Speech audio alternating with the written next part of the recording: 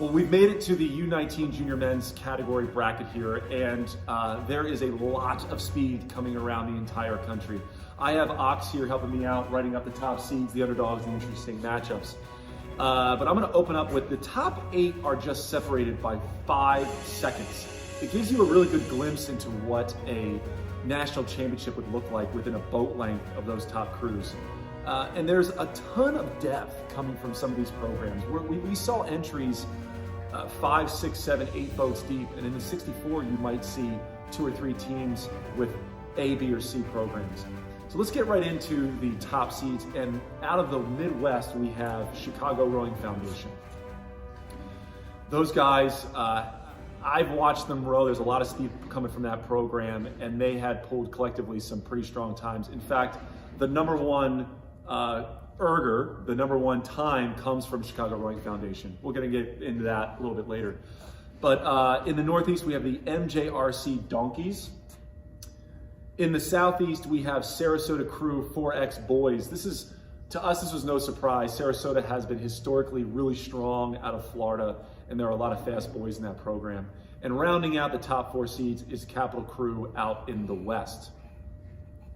There are a handful of underdogs that we think could go pretty far if they pull out a good piece coming up at the HOCR level, and that is Brentwood Seniors in the Midwest as a 6th seed going up against, I believe, a 10 seed.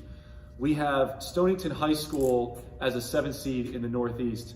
The splits were pretty low, and there's a lot of speed coming from that program, and just the gap between the other program that they're up against is really tight. And I think that those guys could eke out a victory in the 4,800 meter piece coming up. Camp Randall out of Wisconsin is a good favorite. I like those guys. There's a lot of depth to that program, and they are a 10th seed in the Southeast. I think those guys could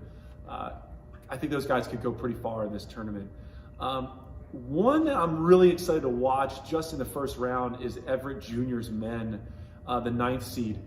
Again, as I said earlier, the top 8 programs are really close together. The split differences are tiny, and I think that those guys with just 0.4 off of their competitors, I think those guys could get pretty far into the later rounds.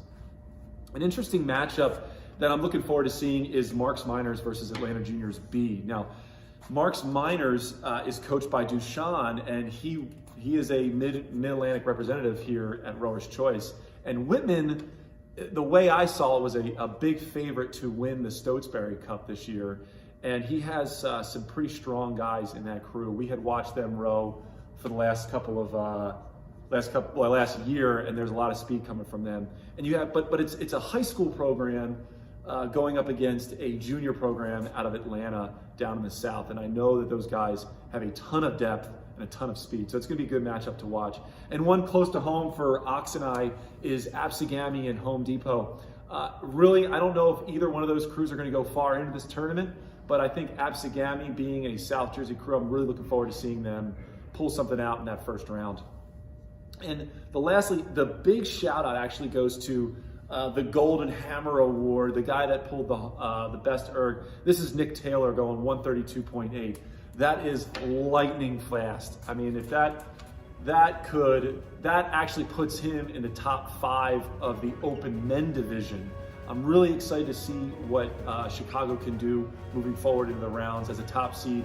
I think those guys are going to be making it down to the top, hopefully the top 4.